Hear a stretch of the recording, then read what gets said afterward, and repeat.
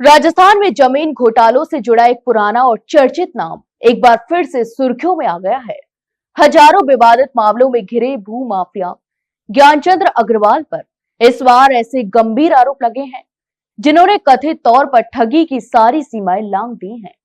आरोप है कि ज्ञानचंद्र अग्रवाल ने लोगों को ऐसी जमीन बेच दी जिस पर उनका कोई कानूनी स्वामित्व ही नहीं था। ताजा मामला जयपुर की चर्चित पिंक सिटी इंफ्रा से जुड़ी भूमि का बताया जा रहा है, जहां फर्जी दस्तावेजों के सहारे जमीन की खरीद फरोख्त का आरोप सामने आया है। इस शिकायत के अनुसार ज्ञानचंद्र अग्रवाल ने पिंक सिटी इंफ्रा की जमीन को ले अपनी बताकर कई लोगों को प्लॉट बेच दिए और बाद में जब खरीदारों को यह पता चला कि जमीन का वास्तविक मालिक कोई और है और वहां कब्जे की कोशिशें भी शुरू हो गई हैं, तो वे न्याय की आस में अग्रवाल के पास पहुंचे। आरोप है कि इस दौरान सच्चाई बताने की बजाय पीड़ितों को और अधिक गुमराह किया गया है। जिन फर्जी दस्तावेजों के आधार पर जमीन बेची गई थी, उन्हीं कागजों के सहारे पीड़ितों को असली मालिक पिंक सिटी इंफ्रा के खिलाफ मुकदमेबाजी के लिए उकसाया गया।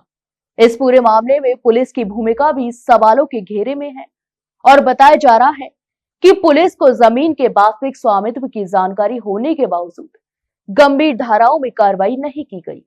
इस मामले की संवेदनशीलता का अंदाज इसी से लगाया जा सकता है कि कई पीड़ित और उनके वकील अब खुलकर मीडिया के सामने आने से भी बच रहे हैं। हमारे संवाददाता से बातचीत में उन्होंने कैमरे पर बयान देने से इनकार कर दिया और फोन पर ही बातचीत समाप्त कर दी। बोले जी। मैं अभी आया था सर, ऑफिस ही आया था आपकी। मैं हूँ नहीं भैया ऑफिस।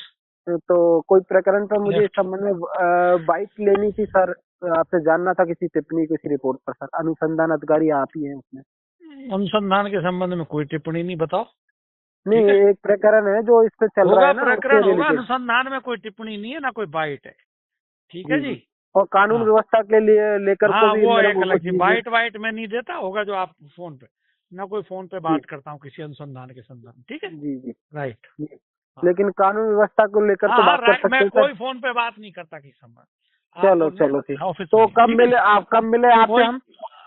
मैं अभी इलाके में ही हूँ, मुझे टाइम लगेगा 2-3 घंटे। जी जी जी, ठीक है सर, धन्यवाद सर। इस प्रकरण का प्रमुख चेहरा परिवादी राजू मान है, जो शारीरिक रूप से विकलांग हैं और अनुसूचित जाति से आते हैं। झालावाड़ जिले के निवासी राजू मान का कहना है कि उन्होंने वर्ष 2005 में इस कॉलोनी में 715 गज का प्लॉट संख्या 256 विधिवत रूप से खरीदा था। करीब 20 वर्षों तक इस जमीन को लेकर कोई विवाद सामने नहीं आया, लेकिन सितंबर 2025 में जब उन्होंने प्लॉट पर निर्माण कार्य शुरू करने की तैयारियां की, तभी संजय दीक्षित और सूरज दुआ सहित कुछ लोग मौके पर पहुंचे और मजदूरों को धमकाकर काम भी रुकवा दिया। इसके बाद 17 अक्टूबर 2025 को जयपुर की अदालत ने प्लॉट पर यथास्थिति बनाए रखने के आदेश भी दिए। आरोप है कि इसके बावजूद 11 नवंबर 2025 को 50 से 60 लोग जेसीबी और ट्रैक्टर लेकर मौके पर पहुंचे और खुदाई भी शुरू कर दी। यहां तक कि राजू मान का कहना है इस दौरान उन्होंने जाति सूचक शब्दों से अपमानित किया गया और जान से मारने की धमकी भी दी गई।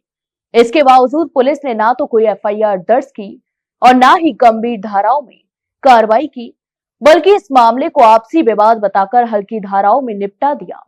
वहीं पिंक सिटी इंफ्रा की ओर से कहा गया है यह जमीन 90B के तहत जेडीए को सरेंडर की गई थी।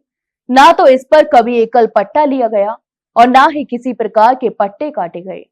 आरोप है कि वादी द्वारा जो पट्टा खरीदा गया वह अवैध है और उसकी राशि कभी पिंक सिटी के बैंक खाते में जमा ही नहीं हुई। ऐसे में बिना भुगतान के प्लॉट पर अधिकार कैसे बन सकता है, यह एक सबसे बड़ा सवाल है। फिलहाल राजू मान ने अनुसूचित जाति एवं जनजाति अत्याचार निवारण अधिनियम के तहत अदालत में परिवार दाखिल किया है और मामला न्यायालय में विचाराधीन भी है। यह प्रकरण केवल जमीन विवाद तक सीमित नहीं है, बल्कि भू माफिया, पुलिस और प्रशासन की कार्यप्रणाली पर भी गंभीर सवाल खड़े करता है। अब यह देखने वाली बात होगी कि न्यायिक प्रक्रिया इस मामले में पीड़ित को कब तक न्याय दिलाती है या फिर यह मामला कागजों में ही सिमट कर रह जाएगा।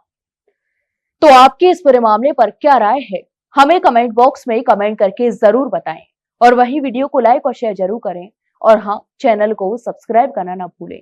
फिलहाल के लिए इतना ही, जल्द मिलते एक नई जानकारी के साथ, तब तक के लिए नमस्कार।